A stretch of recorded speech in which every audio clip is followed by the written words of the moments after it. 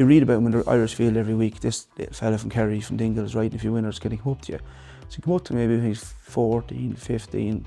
It was like having a Barry Geraghty or Davy Russell or Paul Carberry. I looked at people different. I still look at people different. I know who came on to me and said, listen, maybe I should have said this, maybe I shouldn't have said. Lads put their hand out to me and shook hands with me and said they were, at the time, they had to say things, which I understand completely, because that's the way the world has gone. The first horse I had for them was a horse called Tarawat. I think I rode him. You could have, yeah. He's an Alharth horse. He is, yeah. I didn't think you were that old, Jane, to be honest. I am not young. Yeah. Hello and welcome to the latest episode of Inside Track Ireland. My name is Jane Mangan and this is Barry Geraghty. And this week, Barry, we have something a little bit different for the people. We have had a very enjoyable morning walking around the yard, and I'm looking forward to sitting down and having our chat with none other than Gordon Elliott.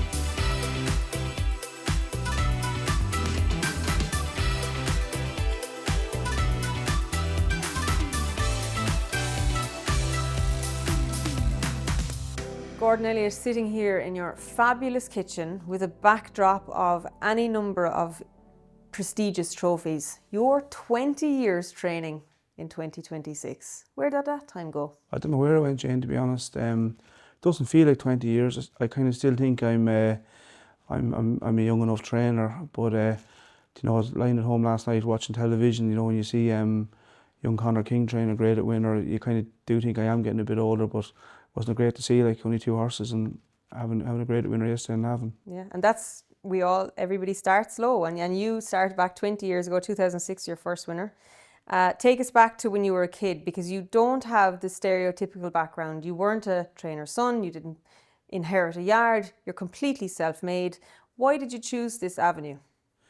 I don't know if I really chose it. I think it kind of might have happened by accident, to be honest. Obviously, from Summerhill, County Meath, my family, my uncle had a garage beside me, a panel beaters. My dad worked there. My mum was a housewife. We lived probably 15 or 20 yards from the garage, so I didn't know anything but that.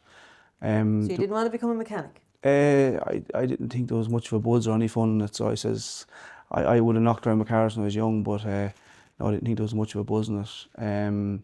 Stable yard down behind me then when I'm not exactly sure what the year was, but I'd say I was probably 12 or 13, went down one day and just a few lads working there and they asked me would I like to water a few horses, and kind of started off there and just got the buzz. I liked them. Like animals? Yeah. It happened quickly, I'd say, for you though, after that, because the first time you came on my radar, we all went to school in Trim. There's two schools in Trim. So you went to the same school? No, different schools in Trim. And Jason Maguire was the same year as me, but he was in the school you were in. And I was pally with Jason because I was riding pony racing. And Jason used to be telling me about this Gordon Elliott fella, but he was a bit of a mystery because he never seemed to be at school. Yeah. So you'd be at the bus stops and you'd be meeting lads at the bus stop. Gordon was never there. And where was Gordon? He was riding out, or he was riding work, or he was gone anyway. So that was when this mysterious Gordon Elliott character first. Am I to believe that you never missed a class to ride work? Yeah, no, I would have missed a few, alright. It was actually more for hunting on a Tuesday. The intercom would go off at 11:30. Could Ross Norman and Barry Geraghty please come to the office with their bags to go hunting? It was great. And look at you now. Ward Union. Yeah, I probably, I might have been 11 or 12, but I was around that type of age. But Barry went to the posh school in Trim. You had the brothers and you had the tech, and the lads are a little bit slower went to the tech, and unfortunately that was the school I went to. But I think when I was 14, 15, I had really got the bug then for horses.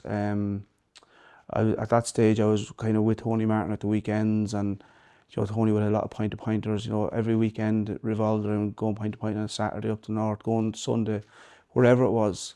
We didn't mind where we'd go. We'd all load up into the back of the Jeep and head on. But they were great days, learned a lot. I think I left school when I was in 3rd year. Remember, Mum and Dad weren't really keen for me to leave school, but I said I wasn't going to school, and said, look, you can leave in one condition: if you promise you'll go to work every day.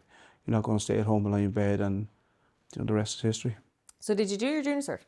No. I can imagine why your parents weren't happy. They weren't happy. I'd say I'd done about 3 weeks of third year.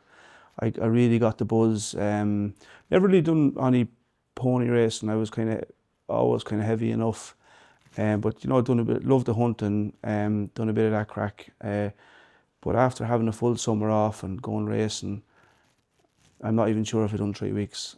And I wasn't going back to school. Well, you had a good work ethic, obviously. You became an amateur rider. You guys would have ridden at a similar time. Talk to us about those days, because Lisa O'Neill reassures me that she rode more winners than you. She assures me of that the whole time, but she was very lucky that she worked for me. Yes, you did help her. I tell her that, so I do. I tell her that she's very lucky that she worked for me. To be fair, I rode 50 odd winners on the track, so I did. I was an ordinary amateur. But you were professional for a little bit too. Yeah, I rode a couple of winners, but listen, at the time, you know, you think, you know, when you're young, I probably didn't really think about being a trainer.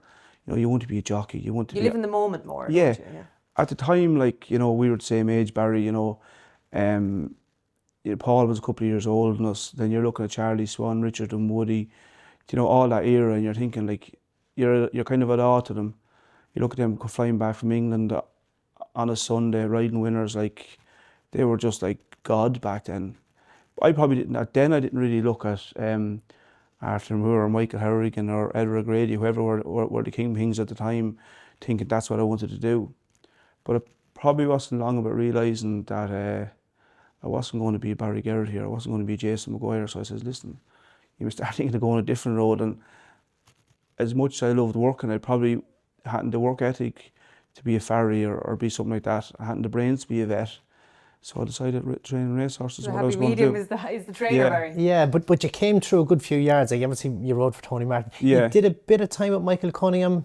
Yeah, when I was working for Tony, you know, I spent 12 years on and off with Tony. Like, Tony, serious trainer, great man to plot a horse out, you know, bring young horses along. At the time, Cunningham was only, Michael and Anne were only 5 minutes from Tony, so I remember getting into the tractor like when I was 14 or 15, 16, before I had a driver's licence, driving down to Cunningham's at lunchtime or 12:30 to ride a bit of work. He was very, very good to me. He actually gave me my first ever winner on the track as an amateur. And he tells the story, he gave me last ever ride as an amateur. So it was Katrina's Choice won a bumper in Ballinrobe.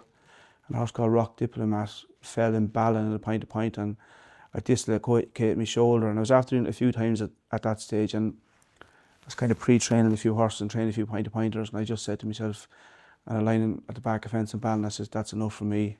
So actually my first winner and my last ride is from Michael Cunningham, but he was a serious trainer. Didn't have many horses, maybe 30, 35 horses.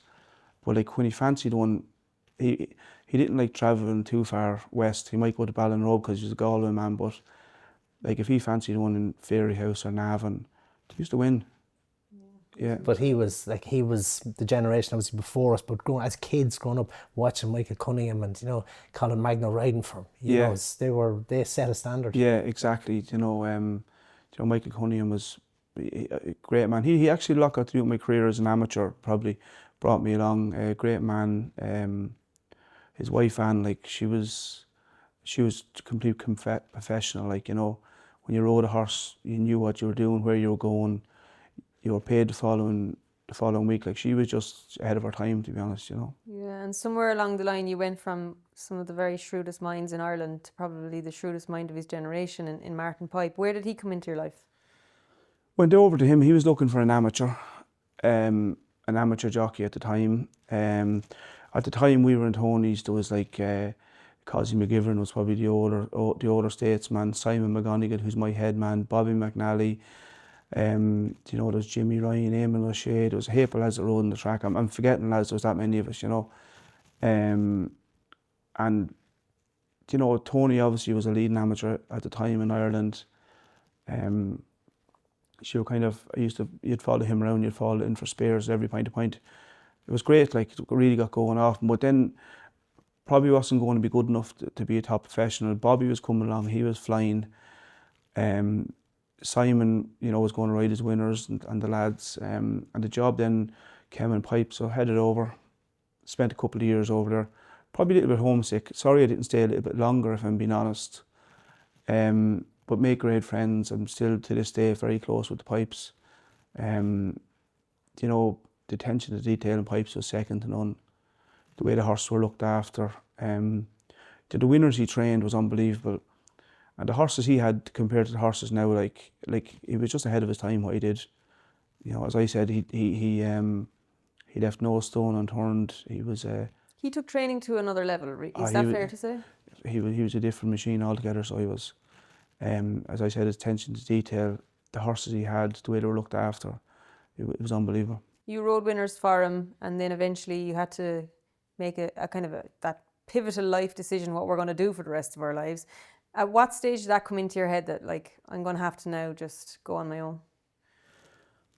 I probably came home a little bit sooner than I should have come home. I was coming back at weekends to ride behind the points, and it probably wasn't suiting England. You know, you had to really put your head down and work over there. But still going back to him maybe for a few years after riding it at Cheltenham in November and March and a few amateur races. But it probably is one thing I regret I didn't stay a little bit longer and maybe learn a little bit more off him. But came home then, rode as an amateur, had a good time. Then started pre-training a few horses. Doing a lot of hunting at the time. I was hunting a couple of days a week. Really loved that. But then you kind of have to decide at some stage, you know, you're hunting on a Tuesday and hunting on a Friday. The problem when you're hunting on a Tuesday and a Friday, you're fencing on a Wednesday. And fencing on a Saturday. That was the lifestyle we were in. You're riding out 4 or 5 lots in the morning, you're getting up, you're going hunting, then you ride it the next morning, you go fencing, you go racing then on a Thursday, whether it's Clonmel or Thurles. Friday morning you ride a few lots, you go hunting. Saturday you're racing, Sunday you're racing. Like, it was hand to mouth at the time. Like, you lived with what you had in your pocket, and we great days, but you kind of decide you have to grow up, don't you? Yeah.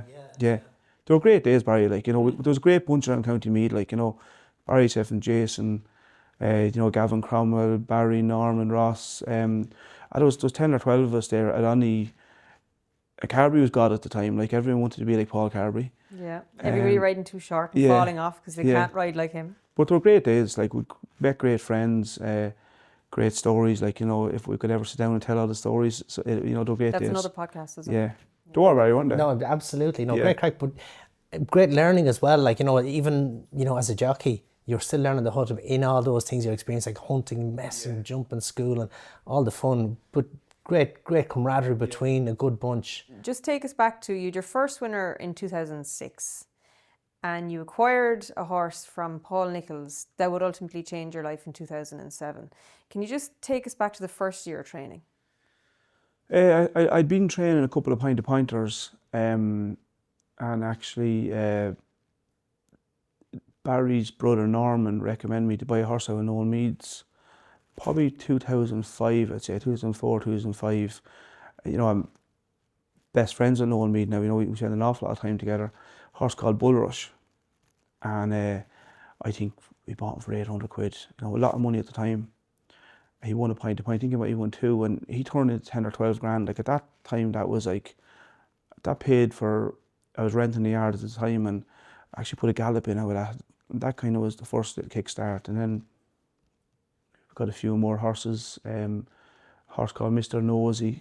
Remember Steve? Yeah, the Sloans. Yeah, Stephen O'Connor, master in the World Union Hunt now. He was just master then, probably his first or second year. He gave me an order of, I think, 20,000. Like, it's like having an order of £1 million now. Like, it was unbelievable.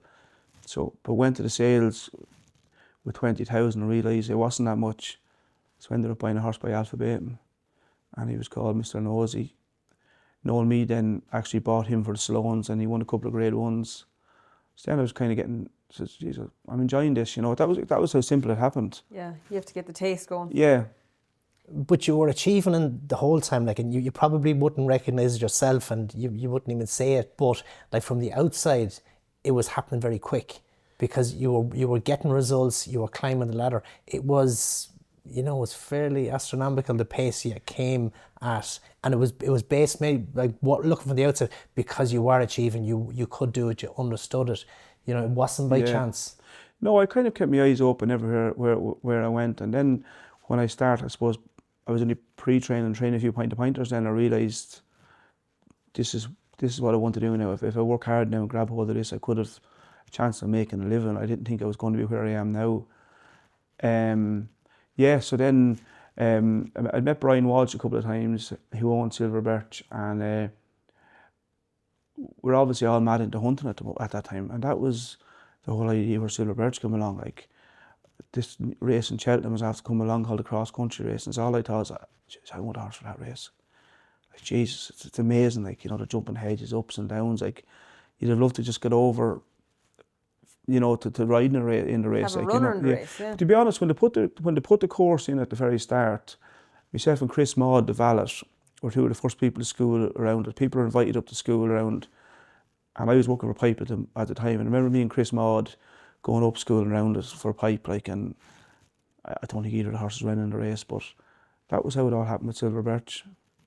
Bought him then. How did you acquire him? Just talk us through the process, because from the outside looking in, this G. Elliott, who people down south didn't know, he went from winning a race in Perth in 2006 to winning the biggest race of them all in 2007.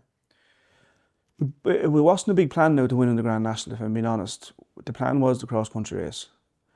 Jason Maguire, who I just spoke to 3 times a day at that time, you know, we were still very close, but at that time, like, you know, he'd be up and down the road racing, you're talking the way back during racing. You know, I remember talking to him about it, and, you know, we asking different lads with this horse in that yard and this horse in that yard. And on Silver Birch came along, Brian Walsh had given me an order. Michael Donoghue, the flat agent, now he was there, he ended up actually buying the horse, bidding on the horse, and he finished second in Cheltenham. We were lucky enough, we had given him an entry. Was he your first runner in Cheltenham? No, I think I had a runner, maybe, I had one other horse ran in Cheltenham, Brandon Mount, I think he could have been called. Dennis O'Regan rode him, he didn't do any good. Went then to, finished second in Cheltenham, great, like, couldn't believe it. Then he was entering the national, he scraped in the bottom. This man couldn't do the weight, no? Barry, I'd say, he was had, too fancy. I'd say, probably had better, bigger commitments at the time, I'd say. Slim pickings, Yeah. finished third. He did, yeah. Yeah. He looked like it was probably between the two of them going to the last, and a horse of Peter Bowen's called McKelvey. I think Tom O'Brien came late and fast on the outside, and I remember I watched the race actually with Helen Walsh, Ruby's mother, and at the time in the stands, like, and geez, you're thinking, we're going out the last circuit, jeez, it has to be in the You're waste. doing all right, well, it wasn't. I was always kind of conscious back then, probably because of Martin Pipe. Remember being the horse the one day to England to run, and to Cheltenham, and couldn't wait to see Martin Pipe. Like, well, how are you going? Have you run? He says, I have. Well, what do you think? Probably struck. He says, what are you doing here? He says, I should run in Cheltenham. He says, you forget about that now. He says, you got to, you know, keep your horses in the worst company and yourself in the best, and go where a horse can win. So we're heading out the last circuit, and that was one thing that came into my head. Well, at least I'm not embarrassing myself or letting my family down, or he's going to come up and say to me after, like, what are we doing? Yeah. You're an idiot. Like, that's what you know. Anyway, we headed out the last circuit, got out over Canal Turn. We're in the mix. You know, headed down to the second last.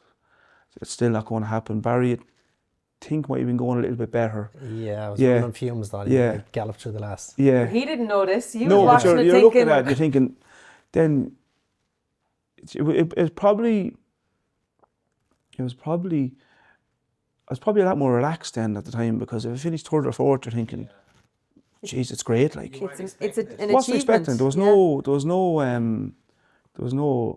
was no big expectation. But then, you know, what a roller coaster we had. You know, it was brilliant. Yeah. Puppy rode him. I think, like, there was a couple of different people supposed to ride him. You know, Jason couldn't ride him. I don't know. You might have been in the mix. Dennis O'Regan couldn't ride him. Everyone. And then Puppy was riding and wasn't riding him. I think he might have been going to ride something with Paddy Mullins that mightn't have ran. And, you know, Puppy only probably lives a half a mile away from me at home. His address is actually Summerhill, but he'd tell you it's a Manalvi, but he's actually a Summerhill man. And he rode it. And, you know, I just remember coming back to Summerhill the following Sunday. Like, it was like coming out of Croke Park. Like, there was thousands. You were the rock star. It was unbelievable. There was a big stage, big back of a trailer. Like, everyone was there. How do you remember like meeting your parents after that? Do you remember meeting, like, that's the people who said, okay, you can leave school if you go to work, you know, that for them must have been out of world moment.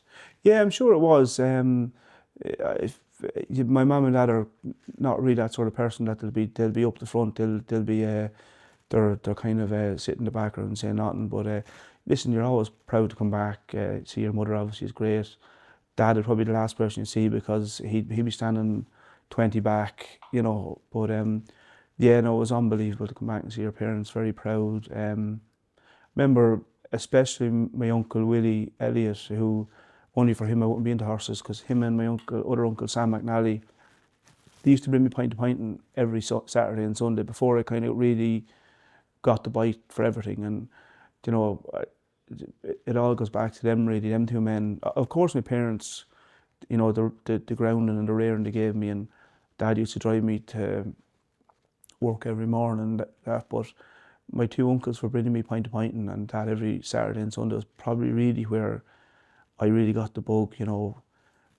Wet fields, you know, 3 miles down to Slane Moor, could be down in Cork. We every Saturday and Sunday up in Cumber, up the north, Torella. Every Saturday and Sunday we that's what we done. We didn't miss a point. Yeah. But it's a big, you know, I know from the outside, or been involved even through my years, you know, connected with you, you know, massive community thing, Summerhill, like the crowd over there to, you know, celebrate that with you. But like, you're very strong in that community, and like that, your parents, your Uncle Willie, Sam McNally. Listen, Summerhill, like, it's a little small village, like, but we're all very tight, so we're in Summerhill. You know, I'd still go back there 3 or 4 days a week for lunch. You know, it's I live in Longwood, but if someone asks you where you're from, I'm from Summerhill, but my address is Longwood. But you're proud of where you come from. I am, yeah. I'm lucky enough that where I live now is only 10 minutes from home. So when I was looking to buy somewhere, that was number one. I had to be close to Summerhill. I wasn't going far away from home, and yeah. There's a couple of pivotal points in everybody's life when they think, well, if that didn't happen, my life would look so much different. You decided to start training. You trained an international winner within 12 months. When did you meet Michael and Eddie O'Leary? Met Eddie one time in Doncaster Sales. Was the first time real, you know, at the time Jigginson were getting going, and I'm not exactly sure what year it was, but the first horse I had for them was a horse called Tarawat. And, I think I rode him. You could have, yeah. He's an Alharth horse. He is, yeah. I didn't think you were that old, Jane, to be honest. I am not young. To be honest, remember meeting Eddie in Doncaster Sales with Norman Williamson, actually, who was a big help to me starting off as well. You know, he got Patsy Byrne to send me horses and different lads. And I was after training the Grand National winner, and the following, it might have been the May sale. The May sale was the big sale then, back then. And Norman saying, like, to Eddie, you have to give this man a horse. And Eddie being Eddie, oh yeah. We'll see how he gets on for the next few months, and we'll see then. So there wasn't much more of it. Maybe 10 months or a year after, then I got my first horse, and the rest is history. But I didn't get that many horses off training the Grand National winner, to be honest. Interesting. I think people realised who I was, or sorry, not realised who I was. My name, people in racing, probably a few trainers knew who I was because I rode like as an ordinary amateur. But then, as a trainer, I don't think I got that many horses to win the Grand National. But to me, one of the major achievements of it was to actually win a Grand National before you, am I right in saying before you trained a winner in Ireland, you won the English Grand National? I had 3 winners in Perth, and came back then. Silver Birch won the Grand National. The following Friday, or maybe Friday week in Kilbeggan, I trained my first winner, horse called Turn Road, in Ireland, sorry. My brother rode it, Joey. My father, Syndicate from Summerhill, Barstool Prophet, Syndicate, who I still have horses for. So another homecoming. Yeah, that was my first winner in Kilbeggan, and yeah, that was it. Yeah, so not many horses off the back of an international, but Would it be fair to say that the patronage of Michael and Eddie O'Leary have not shaped you or transformed the yard, but they did take you to another level in terms of quality? No doubt. Look, to be honest, I say it like I'm lucky enough for every owner I have, and I've worked very hard to get them all, and I appreciate them all. But like, you know, if I was lucky enough, I suppose I woke up one Christmas morning and Michael O'Leary was in the sock there. You know, he's a hard man, not a hard man to train for. He expects winners. He's backed me from day one, through thick and thin. Obviously, both of you rode winners for him. He's results driven, but he's a very fair man, and I don't know what he saw in me or how we ended up clicking, but we seem to get on well. You know, I either talk to him or text him nearly every day. But he's a good man, and Eddie's been a big part of my career as well. You know, the O'Learys have been massive in my career. Michael and Anita and Eddie and Wendy, from day one, like they've backed me. You know, anyone can see that. You know, the winners we've had with them. I'd say they just identified talent, Barry. Well, it's results driven, especially when it comes to. And you kept delivering. Yeah, look, but like we've had good days and bad days. Yeah, we've had good and bad days, but listen, the one thing I'd say about them, you know, if through the good days and the bad days, whenever there's been a problem, it's been one of the first places I've had to go to back me up. But as of most of my owners. Yeah. And no, and I'm not disrespecting any of your other owners. They just have been the constant, shall we say? Yeah, but everyone needs you know, Willie's got a couple of big owners that back him. He's got loads of owners, as is, you know, most trainers. But I suppose they got him behind me. But I'm blessed with the owners I have. I'm very, very lucky. Yeah, but you need, like, especially the O'Learys, to get those flagship horses. And then when you have Eddie as an agent helping you source. He's underestimated the amount of good horses that man has bought. He buys a lot of good horses, yeah. But it's like me and Eddie from day one clicked. We're best of friends now. We speak umpteen times every day. You know, he's an acquired taste, I suppose. He won't even mind me saying that. You know what I mean? Like, but he's a great man, and like he'd do anything for anyone. Like, he's a lot of people tell you behind the scenes. Like, he's a very, very kind-hearted man. Yeah. Yeah. So you won't appreciate me saying this, but it's 10 years since Don Cossack. Probably their best horse. Yeah, I mean, when you look at the pictures around the house, like it's, I don't have that many pictures actually around the house. A few pictures in the toilet. I'm not a big believer in putting pictures of horses up everywhere, because if you leave someone out, then you can get yourself in trouble. You know what I mean? So enough trophies though, so you're okay. Yeah, I put trophies and I've got a few nice paintings. I've got apples. But you don't want it to be a shade. shrine. No, exactly. Yeah. Don Cossack, sorry, back to where we were talking. It doesn't seem like 10 years ago. Yeah.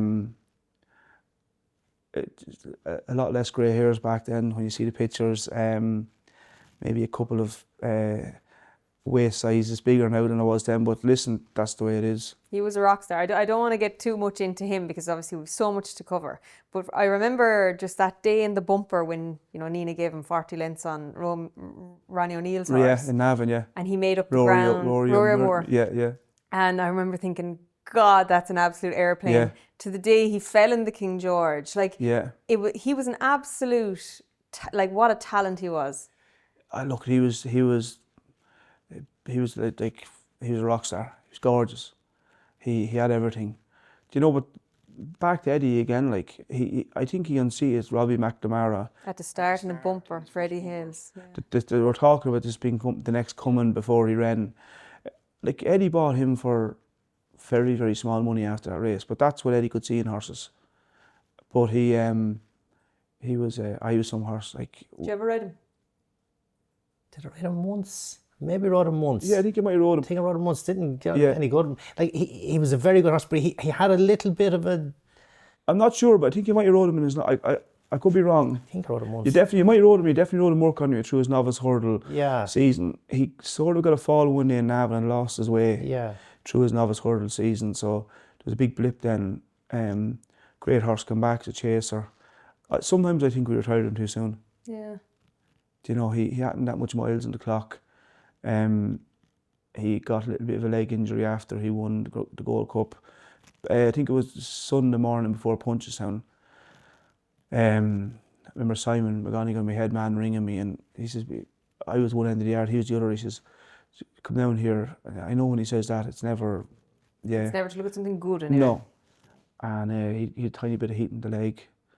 And we scanned him and he was going to have to get 12 months out.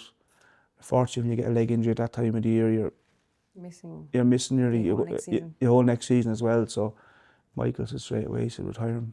But he was some horse. Yeah. That day in Cheltenham was you know, the emotions, like it was just like, I can still remember to this day, like people work their entire lives to achieve that. And Barry, like you rode Gold Cup winners, and you know, when people go their entire careers into their 70s to try and find a horse like that, for you to get a horse that early in your life was massive.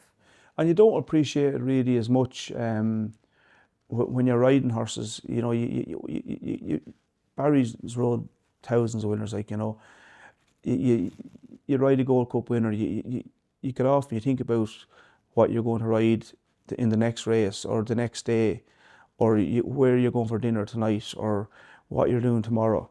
Like, as a trainer, like, so much more goes into it. Like, and like that day, I remember, I think meeting David Mullins and Mikey Fogarty, I think it was, walking back in off the track, like, and I was just like, but you're so invested in the horse. The emotions were everywhere. Like, I was just, you know what I mean? Like, but couldn't believe it. You're living it with a horse. As a jockey, you're kind of, you only see them once a month. Yeah. And also your career could be stopped with an injury. But as a trainer, you're living every moment. You're questioning every decision. Yeah. You know, you're so invested in it. It's probably you see the emotion, how it does affect the trainer more so, because they are. So look, that was a great day. But like, I've been lucky to have some brilliant days. That was obviously one of the best. But hopefully there's many more to come. Yeah. So we'll just talk about the graph of your training career so far. 2017, 2018, you were, I think that was your record, 210 winners across Britain and Ireland. You were that year going to Punchestown hoping to win the championship. Obviously, we know Willie came out on top. But now this year, you're, as we speak, 500,000 ahead, right? I know you'll say, no chance. But you're back to where you were, and it looks like you're getting stronger. What's changed? I wouldn't say a lot has changed, to be honest. We knew we had to regroup when to be honest, you know, I lost a lot of very good horses 5 or 6 years ago. You know, that year I think we lost five or six Cheltenham winners. I remember them. Do you know? Yeah. And like, it took us years to get them, and to lose them all in 1 week was heartbreaking. But listen, we're all big boys, and I made a mistake and I paid the penalty. But I didn't lie down. I never lied down for one day. The first day I thought about when I'm going to be back. I never missed a sale. Working very hard, regrouping, thinking different. You've got to remember back in 2017 and 18, when I was training, you had Willie Mullins and Carlo. You had at the time, like, Noel Meade was kind of the main man in County Meath when I started getting going.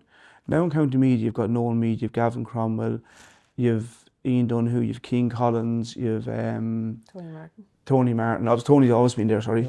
Yeah. You know what I mean? Like, within the 20-mile radius, the pool of trainers here, you know, you're losing a lot of your syndicates. You lose because, you know, the whole, as you know, training racehorses, it's like a fashion. Like, the lads love jumping from trainer to trainer or whatever. So I kind of have to sit back and think, now, what do you do different, or what do you do? And I didn't stop working. I worked the sales very hard, and yeah, we got back where we are. But it took us 4 or 5 years to get back. We didn't change our changing regime much, but we just worked very hard at the sales. I never forgot how to train a horse. The year I missed 6 months of the season, I was still second in the Trainers' Championship that year. I've been second to Willie Mullins 13 times. I wasn't going to remind you, so I'm glad you know it off the top of your head. You know, listen, I you know. But there's one constant here, and it goes back to even when you were a young lad starting out, like your work ethic. It's hunger. You know, hunger and drive. It is hunger. Like, to be honest, I lie in bed every night thinking about my next winner. If I don't have a winner for a day, That's just the way I'm driven. Sometimes you're selfish because of that, and you are selfish. Sometimes you might be the nicest person in the world, but I love it. And tell me then, this year, have you taken any different approach? Like, are the horses, like I know at Downright, your horses, you had winners, but were they more forward in their training other years, or how I think definitely. I said it that I was going to be a bit slower this year, but to be honest, I couldn't take my foot off the pedal for the last couple of years because you've lads chasing you. Now the winners, you say that you maybe started a little bit later, maybe with a view to getting to Punchestown, but your winners doesn't tell us that. You are going as strong as you ever were. I think I'm a better calibre horse at the moment, Jane. And that's from a lot of owners supporting me, trying to find the right horses. We probably didn't start as quick this year. Our winners might say we did, but with the bigger horses we didn't. We took more of a pull. Our bumper horses a couple of years ago, I probably wanted to have them really ready first time out. This year I'm just taking a slower look at that. I want to make them last. But it's listen, I think every day I sit up on the couch here or lie in bed, all I think about is what I could do different, or what I can do to improve the yard or the horses, or what you could do different with a horse, I think every time I go into Ballydoyle there's something different with Aidan O'Brien. He changes all the time. So you mentioned an interesting word there, selfish. I implore anybody to name a truly successful sports person that isn't selfish, okay? That's my perspective on any of them that I know. Barry Gertie. He's a lovely man now. I always think I'm not selfish, but I'm told a lot that I am very selfish. But you're tunnel vision. Yeah, I don't think I'm selfish. Like I'm nice to people, I get on with people, but I know what I want, I know where I want to be. And you know how to get there. Well, you work hard to get there. People ask you, what do you do to train winners, or what don't you do? I think I don't know, it's an instinct. I'm not saying, if it was easy to read out of a book and you'd be able to do it. You can just obviously see it in your eye and see what you think of what you do, But that's why there's only ever 2 or 3 people at the top of the tree. And you aforementioned out of O'Grady and Artie Moore and the Drapers before you. And now it was Noel Meade for a long time before Willie. It's Willie and you now, and Gavin and Henry there. But I wanted to touch on mentality. Jockeys have to have this, if I break a leg here, what about it mentality. Trainers have to have a different mentality to succeed as well. I think just from knowing you, from when I rode for you for a while to now, you seem a more relaxed person than you were maybe 10 years ago. Your perspective on life changed at all? I'm definitely more relaxed, yeah. To be honest, I'm still as hungry to train winners. I'm probably hungrier now than I've ever been. But in life, I probably look at things different. I'm not as a bit more laid back. But at the time I had to work hard to get owners. And to get owners, you have to go places, you have to socialise. I didn't get owners sitting at home on the couch, not talking to people. And at that time, that was the buzz. You go, you meet people, lads meet you, say, geez, he's a nice fella. Try to get an order. Yeah, get an order. And that's the way, at the time, I worked it. But yeah, it was nearly like burnout. It was just like bang, bang, bang, you know what I mean? But I suppose when I had that little incident a few years ago, I sat back, I restocked life. Probably didn't appreciate my family and friends as much as I should. I looked at people different. I still look at people different. I know who said that, I know who said this. I know who came on to me and said, listen, maybe I should have said this, maybe I shouldn't have said. Lads put their hand out to me and shook hands at me and said at the time they had to say things, which I understand completely, because that's the way the world has gone, which is, it is sad in a bit, in one way, because the whole game now has gone everything is so, you pick up the racing post and you've got so many good pundits and so many good journalists. And I'm not afraid to say it, but then you've got so many others that are just keyboard warriors. Every day they want to put the negativity into the game. We need more positive stuff. But that's the way the world has gone. It's gone. So you've got to change. If you want to be with the times, you have to change. You have to sit back. I used to never wear a tie. Now I wear a tie in the graded day. It doesn't make the horses go any faster, but it looks a bit better. You're talking to 2 people who are on the National Broadcast Channel, and it's very important to remain your authentic self, but it's very hard to be politically correct all the time. and I completely appreciate what you're saying. Yeah. But at the same time, you have to be real. And I think that's the big thing with you. Yeah. You've always remained, this is who I am, take me as I am. Yeah. I'm able to do the job. And you are able to do the job. So here you are, you're leading the Trainers' Championship. You say you have better horses than probably in terms of quality that you've had before. I wanted to touch on your jockeys. Now, Yeah. I'm sitting next to one of the greats, right? But you have always had great jockeys. So from Nina Carberry and Jamie Codd as your stable amateurs to Paul Carberry right through to Davy Russell, Jack Kennedy. Like, you're blessed with the talent you've had in the saddle? Yeah, probably after riding as an amateur and a short stint as a professional and working for a lot of good trainers, I always kind of thought, like, without sounding the right or wrong, like, all jockeys cost the same. It's not like a soccer player, like you're paying X for Barry Geraghty or X for Gordon Elliott. You know what I mean? Barry Geraghty costs the same as Gordon Elliott. So, like, without shooting myself in the foot, like, if a trainer used me over Barry, like, they were stupid, like. So I always feel like if you've got the top jockeys riding for you, it's a massive selling point for an owner.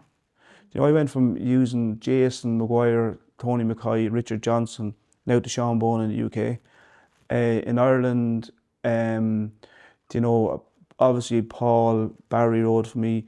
Whenever my striker Ruby was second to none. Then Davy came, he went. Do you know what I mean? Like, Davy that many jobs. He a great jockey, very good friend of mine. You know, spent a lot of time with him, got me a lot of horses, but cost me an awful lot. Yeah, but again, Barry, like, talent, and I completely, when you say they all cost the same, I think that is so true. And that's why now you have such hunger amongst your chain of jockeys. I think, just as my opinion, that Gordon has the best depth of squad. He has Jack at the top of the tree, Danny Gilligan, yeah. Sam Ewing, Carol Miller there. Any amount, like, yeah. When Sam Ewing came in for the ride and conflated in the Gold Cup and finished third, I was just like that is an amazing Serious asset subs to bench. you. Yeah, like, I was lucky enough, I suppose, to go back to speak about the jockeys. You know, amateurs I always used the best I could as well, you know. You rode a good few winners for me, Jane, back in the day. Thank you very much. But I idolised Nina, and she was, at the time, the best around. And Nina was different. Nina could boss a race now, then, like, you know what I mean? Like, you know, she's doing what Paddy Mullins, she could stand up to Paddy Mullins. Do you know what I mean? Like, where Paddy now goes to the start, it's I'm first, you're second, third, fourth, fifth, like. Jamie Codd could. Do you know what I mean? Like, they were different. They put the elbow out and say, get back. Where now, you know, Harry Swan is there now. He's starting to, you know what I mean? Like, yeah. But it takes time. But back to the professionals. Jack came along. Jack pushed Davy aside. Do you know? I remember when he was first ride for you, Clonmel, 17. He had a big reputation out of Dingle, you know, out of the pony racing, and he just had it. I remember Paddy asking me, I think he might have rode out in Jessica Harrington a few times, and Paddy says, Paddy Kennedy, a lovely fella, and Paddy said, my brother Jack, he was right. Listen, you read about him in the Irish Field every week. This little fella from Kerry, from Dingle, is riding a few winners. Can he come up to you? So he came up to me maybe when he's 14, 15, and just remember at the start, we were out schooling the hunters, and I had a great hunter at the time, like, jump fences, backwards, sideways, anything. We used to have great crack, always take him out in the afternoons, put the young lads up on him. Jack at that stage, he got up, and it was just like, it was like having a Barry Geraghty or Davy Russell or Paul Carberry. At 14 or 15, it was easy, so he went off. At that time, I suppose, I think he went to Tommy Stack's then for a while, rode as a flat jockey. So he came back to me again. He was getting a bit big. He rode a winner. I think it was a Clonmel, Tarawa, or Taggatelli, I think it might have been. Yes, yeah, blue and white colours, yeah. Blue and white colours. We got into the car the next day and we drove to Chester. He rode an apprentice race in Chester for me. And just from that day to now, Jack hasn't changed. Like, he's still the same Jack Kennedy. He'd sit in the back of the car. You know, he doesn't waste words. He's just so laid back. He's so natural on a horse. And even to settle a horse, I'd never seen anyone to settle a horse better than Jack. Yeah. He he's so easy on He's, easy going. look, I know because he writes to me, I think he's brilliant, like, but he is brilliant. Like, he's so laid back. He everything is so natural. He to come back from the injuries he had, and again his work ethic. Jack Hendy is here Tuesday, Wednesday, Thursday, Friday, Saturday, and if I want him on a Sunday and Monday, he's here. And like he goes around the yard as if there's no airs or graces about him. Like, he's more great. He's 26, 6 years of age. The amount of Grade 1 winners he's rode for his age, like, is, I wouldn't say any jockey's done what he's done. But he's so committed even to come back from those injuries, and it never shows. His first ride back. Yeah, and he's one of the lads as well. You know, I'm lucky enough. Then you know, obviously you've got Sam, Danny, Jordan, and then all our conditionals as well, and a lot of good lads come in to ride out for him. But for me, you know, the person he is, he gets on so well with all the other fellas, with all the other jockeys. He's no ego, does he? No, he's horizontal. There's no as I said, he doesn't waste words, and he's a great fella. Now listen, he's not as laid back as everyone thinks he is. But you couldn't afford to be to achieve all he's achieved. He's, you know, he has that. I'm not sure the word I'm looking for. Drive?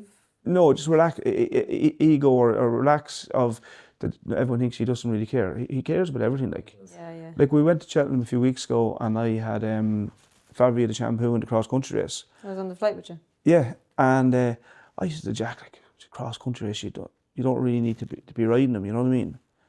And Sean Bowman was going to ride him, and he didn't say, no, I'm riding him, he says. Do you know what I mean? Like, but that's him. Like, after coming back after breaking 6 legs, he rode the bank race and punched him with the goffer, and like, people are ringing me, why? I said, he wants to ride him. Like, the day he turns into a play-by jockey is the day he'll have lost it. Yeah, it's very hard to find the balance. Like, it's yeah. It's now so I important. do sometimes try to. I wouldn't even tell him. I just tell Kevin, no, the other lads can ride it, and you know, sometimes that keeps him a bit hungry as well. If you let one of the other lads get one up on him, you know. Well, he's currently leading his championship as well, so you're a pair of winners between you. One of the other pivotal points in your career is acquiring your own yard, a greenfield site, building it, designing it. Now we're sitting in this beautiful house that you've recently built. Like, what a milestone that was. Yeah, I mean, it was something I always dreamed about. You're buying a house, never mind buying a yard. You know, when I bought the yard, I didn't even have a house of my own. I was renting different yards, but this place came on the market, and it was the second place I looked at. I looked at a place over in Tara, on the hill of Tara, and I just couldn't afford that. And then this place came, and from the minute I walked into it, I loved it. I must have walked it like 20 times before the auction, asking different people to look at it, what did they think. Yeah, took a chance, bought it. You know, that's 12 years now, 2012. You know, the facilities we have here now are second to none. We keep trying to do something every year. 3 or 4 gallops now, you know, you've walkers, vibrating plates, swimming pools, anything a horse needs. I think we're 2,780 winners on. My first winner was a horse called Fisher in this yard, ridden by Barry Geraghty. Right. Wow. Yeah.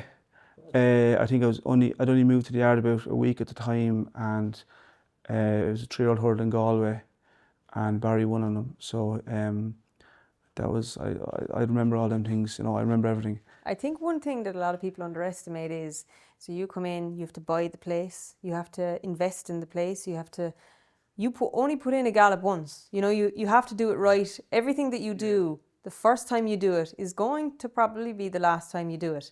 So when you were doing that, did you get, I don't know, Barry Geraghty to walk the field with you, or who did you get to design all of that? Yeah, everything I'd done, I always got asked advice off not just one person, 3 or 4 different people, and then you kind of see what they're saying. You kind of take your own little bit out of it and see what you think. The gallops kind of I built them as I could afford them, but gallop is ongoing. You're improving the whole time, or sorry, should I say, topping it up and maintaining it. The schooling grounds, actually Robert Power's father, the late Con Power, I asked him to come over when I was putting my schooling rings in and just step it out for me. Yeah, and then you put different things in different places. I suppose the one regret I have, I probably put my first couple of walkers so close to the gate at the road. Not that it doesn't make any difference to the horses, but it just doesn't look as pretty when you drive in. Aesthetic. You know he's getting on now when he's thinking of know. aesthetics, Barry. But it's funny how, you know, the mirror image between training racehorses and designing the yard, attention to detail, Yeah. it's constant. Yeah, but like when you get older, you think, I always thought about what I wanted to wear, but you kind of, at the time when I put my first couple of walkers in, the reason they were put there is because there was a concrete slab and it was going to save me 10 or 15 grand in concrete. So that's why they were put there and they're still there. You plant trees now. If you asked me 10 years ago, you plant a tree, like, why are you planting a tree? But now when you get a bit older, you probably think about different things and Well, when you moved here, the one thing I remember, because I was an amateur at the time and you were giving me some rides and there was no dip in your form. And I remember thinking, and I think maybe Dad was having the conversation with me, like, good trainers will train anywhere. And you were not taking a season to learn your gallops. Your form was consistent. Yeah, funny you say that. It's something I was really, really paranoid at the time when I was changing yards. I made sure I had all the stables built, the gallops in, everything ready. So we were coming using this gallop on a regular basis before we moved because we had the gallop in, we hadn't got stables. So we were coming for I was renting in Caparani. It was probably 25 minutes of a drive to gallop horses in odd time. I brought all my own staff with me. That's why I wanted to stay close enough to where I was that I could have all the staff. A lot of the staff I have then are still with me. 70% of my staff are with me the whole time, and then you've got your other percentage that'll come and go.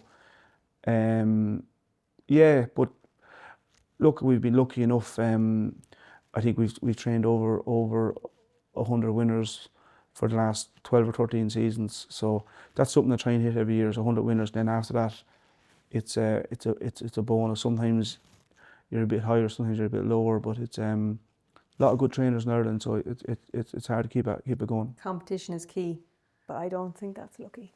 No, I think instinct, looking at a horse, seeing what it needs. You get lucky once, not 100 times every season. Yeah. So that leads us nicely on to your squad and your hopes, I suppose, for the Cheltenham Festival. Jack Kennedy and Brighterdaysahead will go into the champion hurdle with a big chance. Yeah, look, she's been to Cheltenham twice. It hasn't worked out. The first year, I don't knock jockeys or say anything, but Jack, I think, and Paul had said themselves, the two of them weren't at their brilliant best at it looked like a 2-horse race, and Golden Ace came along both. Yeah, and Golden Ace has transpired now, to it's be quite a good mare. On the day, no one even thought about it. But Brighterdaysahead, look, it just didn't happen that year. Last year she wasn't right. She had a little issue with her knee. We sorted it out after Punchestown. She seems in great form this year. I'm looking forward to it. I saw her down in the stable. I couldn't believe the height of her. She's big mare, yeah. Big mare, but athletic. She's gorgeous. No, she cost 300 odd grand as a store, like, so she'd want to. She's quite. I remember looking at Annie Power, and she's masculine. Yeah. Very masculine attributes. This filly's kind of the same. Yeah. Eddie, one thing you'd see him, like, he doesn't buy many fillies, but when he buys one, like, she looks like a gelding. Yeah. He buys a big, good-looking... Shattered love. Yeah, exactly. He doesn't generally...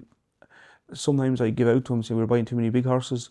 He doesn't generally buy a little small filly. You know, he buys a big, opposing, good-looking filly, which... Here, you'd take an Apple's Jade now too. Yeah, but every day of the week I would. But I bet you she was bought on her ability, not on her looks, you know what I mean? Yeah. But look, we've got a good team of horses going to Cheltenham. I'm really looking forward to it. So let's spin through some of the novices then. I was really impressed with Ballyfad in defeat at the DRF. Turner's made for him? I think so. I haven't even discussed it with Mike and Eddie yet. Would you lean towards it, would you feel? He's not a flashy horse at home, Barry.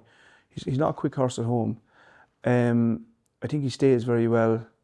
He looked as if he was going to get swallowed up at the DRF, and next he put his head down. He did, yeah. In fairness to him, he's a great attitude. Yeah. Like, I promise you, like, he doesn't show a thing at home, you know, but he jumps, and he wants to win. He's honest. Yeah, he wants to win.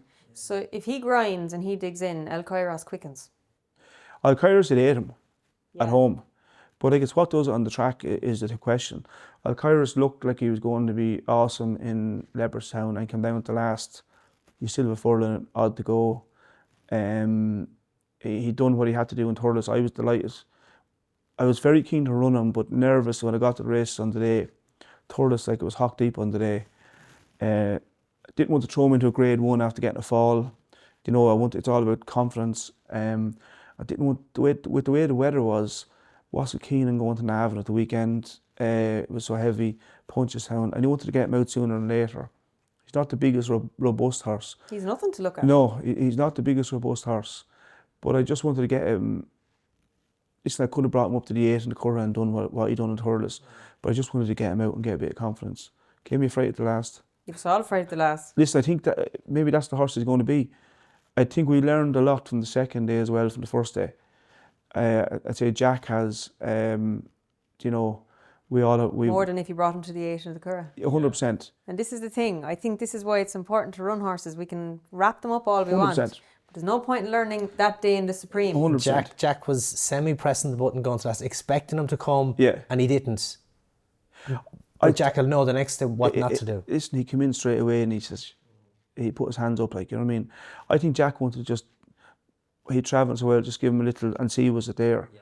But he showed, with the mistake he made to let back on the bridle a stride later in Thurles. It wasn't wow, but I was happy with what I seen, and I know what way I'd like him to ride him, so I think we haven't had the conversation, but yeah. So he's nailed on for the Supreme? He's nailed on to run the Supreme. We've all been in horses, and there's no such thing as a certainty going to Cheltenham. But no, he's in great form. I couldn't be happy with him. Whether Ballyfad runs in the same race or not, I'm not sure. But myself, I'd probably like to step Ballyfad up and trip. So if El Cairos is in the Supreme, we'll move to the Arkle. Will we see Romeo Coolio lined up then in the Arkle? To be honest, like, Fairyhouse is probably the race for Romeo, if I'm being honest. You know, for the longevity of his career. I think if he was to run anything, the Arkle probably could be the race to run him. But I'd say in that, maybe if you ask Jack, he'd have a different opinion. Yeah. I think he's of an opinion, if we do go to Cheltenham, if you step him up and drop him in and take your time, he jumps that well and travels that well. He's relaxed as well. Yeah. He, as a bumper horse, he wasn't. Remember Keith Donoghue riding him in Cheltenham, and he's very keen.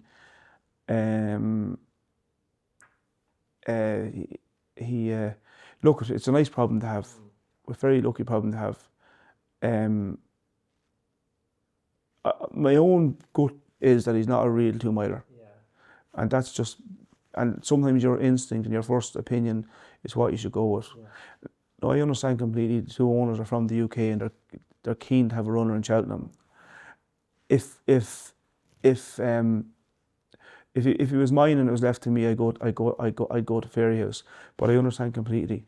It's their Gold Cup, not their Gold Cup. It's the Olympics. Yeah, they've paid big money for these horses, done whatever. If the middle distance race was in Cheltenham, we wouldn't even be having this conversation. Yeah, sure, we all know that. But it's not, so we are who we are. He did show more, I felt watching at the DRF, he showed more early pace. He travelled stronger. Like he was definitely sharper for the run at Christmas, I thought. Funny, the first thing Jack said when he got off him at Christmas, he said, this will show a lot more pace the next day, wait you see. He says, it just all happened that quick. He was a bit, and then I suppose as a neutral, it was a great race to watch at the DRF. But as a trainer, like, oh jeez, my heart was in my mouth. Like, the speed they were going, like, it was unbelievable. Like, but it was brilliant. Like, but two great horses. It was a great horse race. Jack said he thought it had such a hard race. He thought he was put to bed. He looked up at the screen. He says, I just went through the motions. Yes. So he pulled up. Yeah, that's what it looks like. Yeah. The race is over. Yeah. If you look at the big screen, like, he said, I gave him a little flick. He picked up, he went. I looked at the screen, thought it was all over. Next thing. But you'd expect that when he passed the mare the way he passed her, you don't expect her to come back again. No. And he's doing the right thing then by not giving him a tough time. I'd say that he was definitely doing the right thing. But if you got a bet ahead, you know what I mean? Like, it wasn't the right thing. It'd be a different conversation. No, listen, to be honest, it would be a different conversation. But I still think he done the right thing, easing up on him. There's no point in, they had a hard race, them horses. You know, they definitely had a hard race. But look, he potentially a very good novice that could potentially be a proper open company horse. One horse, and they're very hard to come by, these open company horses.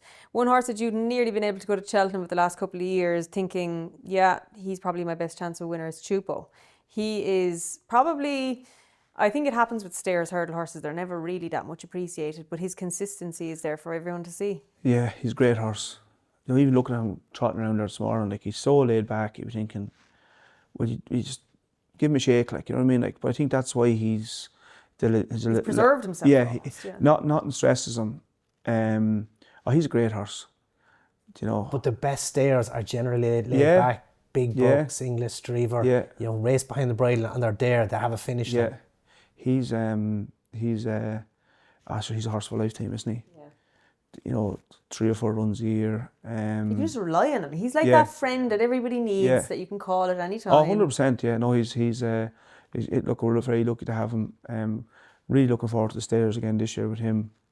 I think arguably he was as good at DRF at Leopards on Christmas as he was anywhere. And the fact you ran him at Christmas and you didn't run him there last year, straight from the Hatton's Grace to Cheltenham last year, was that premeditated, or did you just happen to take it in? I was keen to run him. You were? I think when they get older, they get a bit heavier and get a bit stronger. And you know, from the Hatton's Grace to Cheltenham is a long time. Mm-hmm. And even looking at him this year, you know, you see horses like from 3 to 4 to 5, they get broad and they get big. I actually think he's after getting a bit stronger. So I was very keen to run him again if the ground was safe. Yeah. And then you have the other horse in that race, Honesty Policy. He's a big contender too, isn't he? He is a big contender. I love the way he hit the line in Ascot. Yeah. He had good form last year. He's a slighter horse probably than Teahupoo, but he's probably a lot younger than him. He's dangerous, yeah. Yeah, like he's progressed from last year, but that run in Ascot, he looked a bit keen. He travelled, he got into the race, and then just seemed to get a bit tired. He did, and Mark gave him a lovely ride. Like, he didn't, you know, it's about March. Like, you know, I've no doubt if Mark had rolled him that day and hit him 4 or 5 and really drilled him from half a further from the last to the line, we might have won. If you watch the way he goes through the line, like, we learned an awful lot about the horse that day, and you know, I think long term, that could have been the best thing that ever happened to him. Sets him up nicely. Yeah, I was keen to get another run into him, but just the ground in Navan was so heavy, I thought it was best not to run him. So we'll get a racecourse gallop into him, but he's in great form. He worked well last week. Helen rides him every day, and she's very happy with him. Yeah, great. You have a number of very good horses that are just going to fly under the radar, but will probably go there with solid each way chances. I'm going to throw a number of them at you. I thought Found a 50 is a reliable horse at the 2 mile division. Yeah, he probably is just a step or two below the real good horses. You know, you could run him in a Ryanair or a Champion Chase, and he might finish 3rd, 4th, 5th. Captain Guinness won a Champion Chase. Yeah, I do agree with you. Look, Noel would be keen to have a run on Cheltenham. I'd say he'd probably be lining up the Champion Chase. It was a nice race in Navan for him. And then a £100,000 race in Fairy House a few weeks later. We're thinking championship. Yeah. Of course we are. It wouldn't be huge if you weren't. We've no chance. No chance. Don't forget, no chance. The title of this podcast is No Chance. Yeah. But everybody thinks you have a chance. Firefox ran well in the Irish World Cup. I'd say I've been getting it wrong with him all his career. He's a very quick horse at home to work, and I'd say he actually wants a trip. Do we go to the Grand National? You know, or do we run him in the Gold Cup? I'd love to run him in the Gold Cup. It's amazing that you say that, and you have Gold Cups there, and you have Grand Nationals there, and you haven't hit 50 yet, have you? No. See? No. See, like like you have to take a moment to appreciate. I'm a little bit closer than Barry, but not there yet. It's quite a position to be in. I'm just saying. I know Irish people can't take a compliment. I'm giving you one. Just say thanks. Thank you. Yeah. Look, it's Firefox is an interesting horse. Yeah. Where you say gut reaction, would you think throw him in the Grand National, or sure I will chance away in the Gold Cup? I think if you want to take a chance, you'd run him in the Gold Cup and roll the dice, or in the Grand National, because that's the type of race the Grand National is. I think if we run him in a Gold Cup, he'll be in the first 4 or 5, and a Gold Cup, you never know what'll happen. I think the race that's in it's going to be a big field. There could be a lot of pace. He's a horse that loves passing horses. I think if you dropped him in, probably not as eye-catching, but he ran a very similar race to last year's Gold Cup winner in Leverson. Another way. Yeah. Yeah. And he I think the step up and trip could have brought a lot more improvement out in our horse. And I think he might have wore tongue-tie too, did he? I'm not sure. Couldn't tell you that now. Yeah. But he went into a few notebooks. Listen, it's a Gold Cup. I thought he ran a good race, and at 66 to 1 or 50 to 1, I think he could have an each way chance in the Gold Cup. Yeah. Yeah. And you wouldn't worry about if he was to go Gold Cup, Grand National, time in between. Like some horses get through that fine. If I'm being honest, I wouldn't like to go to both. Okay. I'll sit down with Noel and Valerie this week and have a chat with them and see what they want to do. I wouldn't like to go to both. Realistically, you won't be able to win a national if you get a hard race in the World Cup. No. It's very hard to.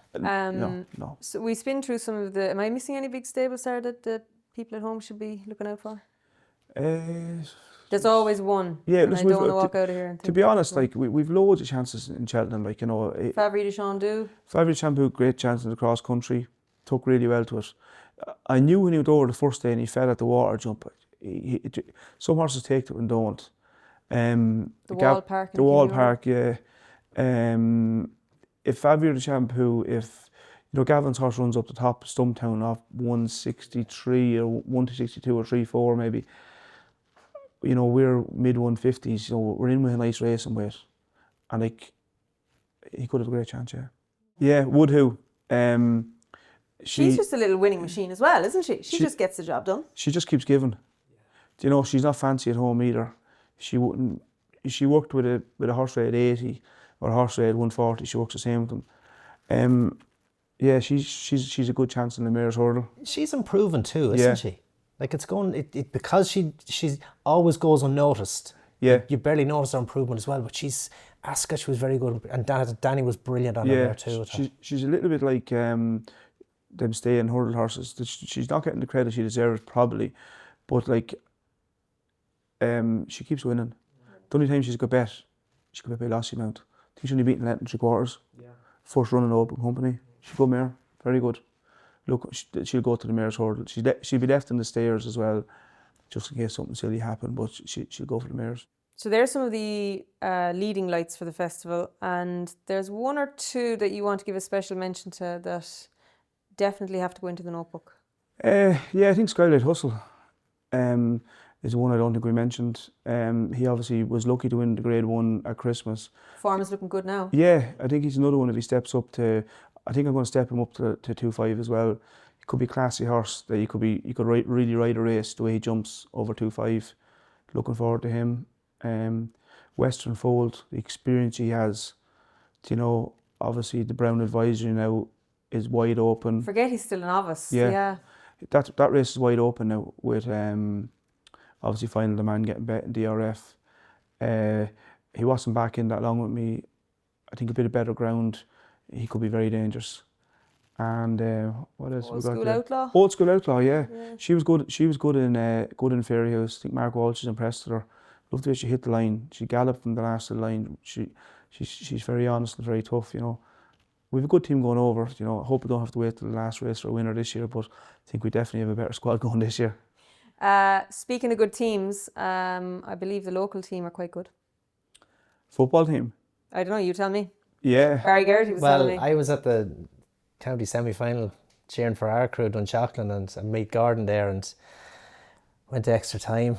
They kicked the score, last kick of the game in normal time. They beat you shorthead. No, they got a draw and then went to extra time, and they got us in extra time. So it's a tough one, but they went on and done well. Your nephew Adam plays for Summerhill too, doesn't he? Yeah, Adam McDonald, he's my nephew. He's coming along. He's in on the mead panel, so he's not just there yet, but he's a very good footballer. So Summerhill is very close to my heart, as we said earlier on. I wouldn't miss a football match. Tonight we were in Wodhooh tonight, playing football tonight at 6 o'clock. Crow Park now at the weekend, we're meeting out. That'll be a big one. That was very sore last year when they beat us in the Leinster final. Imagine beating Galway, Kerry, I know, Dublin, and then Louth beating you. So that's going to be a big one, yeah. But we're looking forward to that. Big year though in the yard as well, because your Jockeys club as well, Dingle, winning the championship too. I'm sure you surely let him off for a few days to go down to... No, he actually went to Thurles that day, and I went to Croke Park to watch the game. I went to Dingle to watch the game. It was a great game of football. I'd say one of the best game of football I've seen in a couple of years. Yeah. Like for a club level, like it was as good as any county game I've seen in a couple of years. But I think he went into Dublin that night and he met a few of the lads he went to school with. So, but he was back. We actually had a press day on the Monday morning, but he was in. Thank God, fair play to him. Committed. Yeah, no, look, it's fair play to him. That's a full circle now. Commitment from the very, very start to the end of this interview. And I want to say, your 20 years training, I find it almost frightening what you could achieve in the next 20 years. What would you tell yourself if you were starting out again? Probably take my time a little bit. Don't be in such a panic. There was a time that I wanted to win every race, every day. You know, I wanted to run the horse yesterday, today and tomorrow. We're now probably taking my time a little bit more, but I'd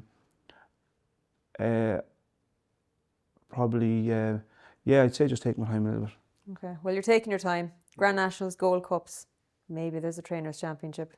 We're only we're more than halfway through the season now, Barry. Yeah, we're getting to the business end. I'd say there'll be another podcast, Gordon. Listen, we'll keep dreaming, but I think we're a couple of years off it yet. Well, best of luck in March and see you in Punchestown. Thanks, Jim. Thanks, Barry. Cheers, Gordon.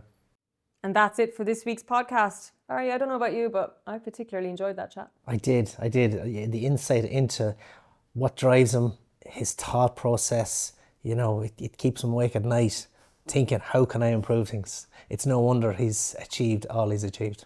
And it's fair to say when he says he has no chance, it's very much on his mind that he has every chance of getting a hands on that maiden Trainers' Championship. As ever, like and follow us on our socials. Barry will be back to normal next week, but until then, do you think he'd notice if I took his Gold Cup? I won't tell him.